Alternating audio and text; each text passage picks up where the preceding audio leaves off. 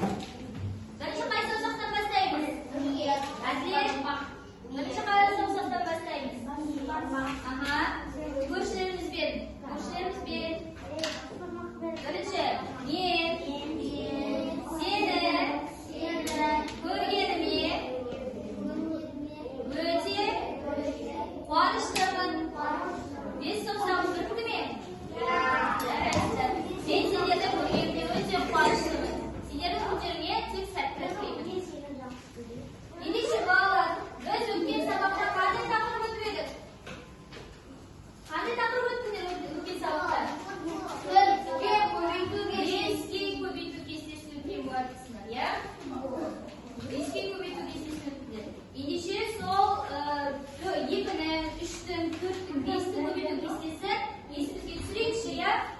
Ол үшін мен сіздерге қазір кімге доп лақтырамын және мысалы 2 жердегі 3-тен сұрақ қоятын болсам, сендер оған тездетіп жауап берулер керек. Жақсы ма? Кімге лақтырамын? Сол лезде жауап беру керек. Бірінші Әділ.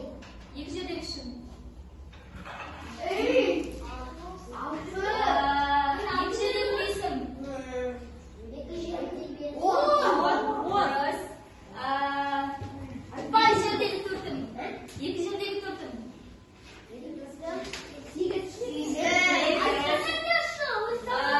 3-екім.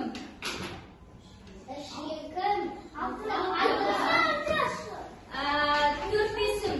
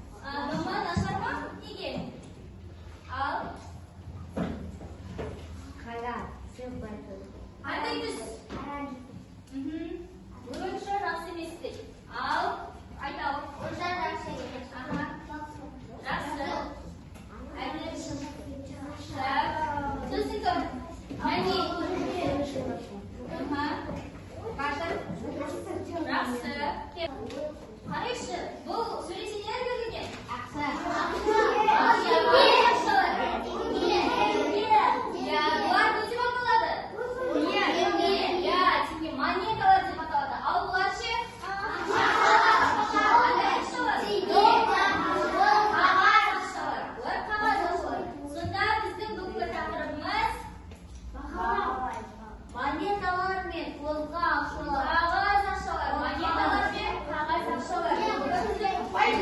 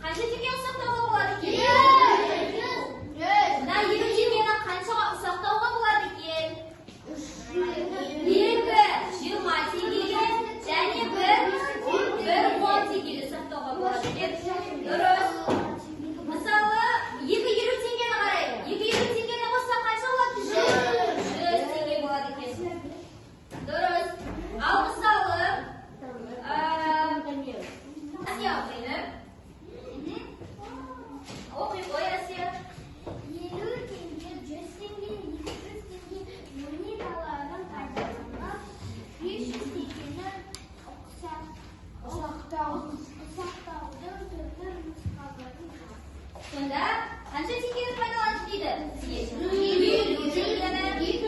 теңгені, 200 теңгені пайдаланып, бізге қанша теңге шығару керек екен? 500 теңге шығару керек екен. Ал жаза ғой. Кім маған үлкен болады? Солай жақтар еді. Абай. 400 теңге. Екі толы. Сосын 500 теңгеге қанша жетпейді? Екі толы 50 теңге еще болады. Бірге дүкенге барды. Олар 500 теңгеге май, 200 теңгеге кәмпит және 100 теңгеге нан сатып алды. Азамат анасы екеуі неше теңгеге сауда жасады дейді. Ойластырып қарайыншы. Олар 500 теңгесіне май алды. Сонда барлығы қысқада 800 болады. Кім маған осы сияқты шартының шешуімен жауабын шығара алады? Так. Кім шығара алады? Басқа? Басқа кім шығарады? Өзара тоғысты дейді. 1, 2, 3, 4. 1, 2, 3, 4. Тез етеміз. 1, 2, 3, 4.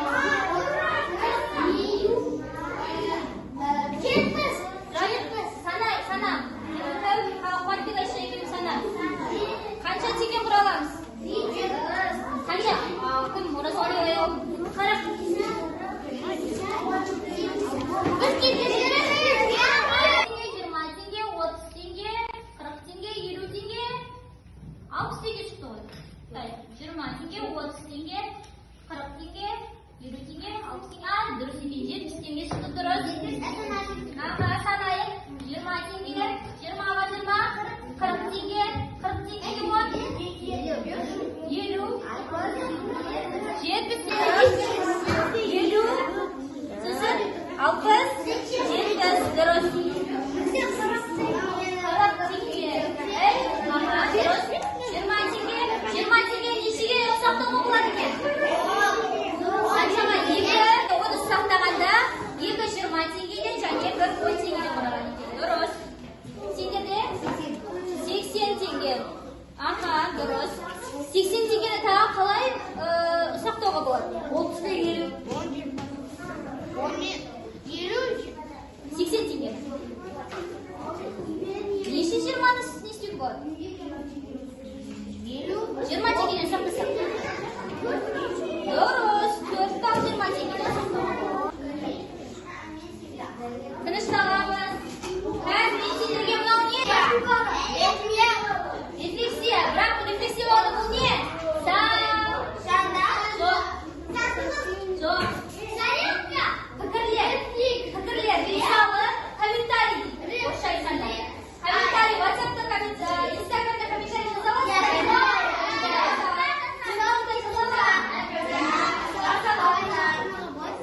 Түсінсеңдер, біздің сабақта монеталар, ақшалар жайлы мен түсіндім, маған ұнады, немесе маған ұнамады, мен түсінбедім деген секілді комментарий жазасыздар, иә? Пікірлер жазамыз. Және клеймаға желім дейміз. Мынаған әкеліп пікірлер парағына желім дейміз. Желім деп жабыстырамыз. Апай, мекен?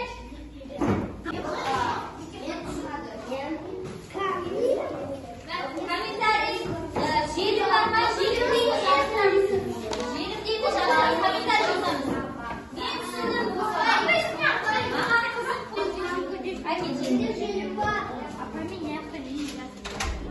Пікір. Аха.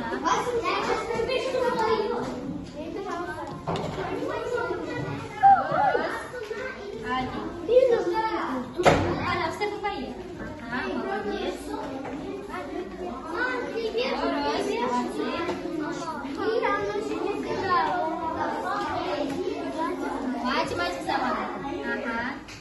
Сабақ ұнады деп жазыпты. Так. Маған сабақ ұнады. Сабақ көңілді болды депті Кәусар. Сосын кім жазған бұна жерде? Маған сабақ өте ұнады. Қатты ұнаған екен Жансерікке. Аха, маған сабақ қызықты болды дейді. Мен бәрін түсіндім дейді мына жерде. Аха, рахмет. Мен сабақты 2 лайк алдым. Бүгінгі сабақ маған ұнады деп жазыпты. Молодец. Сосын сабақ оңай болды деп жазып қойыпты біреу. Мен бәрін түсіндім. Кім жазды сабақ оңай болды деген? Аха, дұрыс. Мен сабақты түсіндім. Дұрыс. Мынау кімнің комментарий екен? Қалай машинмен монеталармен жинақтауға болады? 300 теңгені қалай жинақтауға болады? Айтағы 300 теңгеден 3 айтағы дұрыс.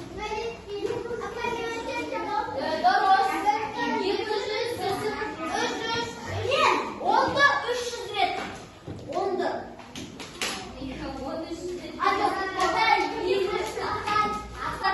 Бүгінгі сонда біз қандай тақырып өттік?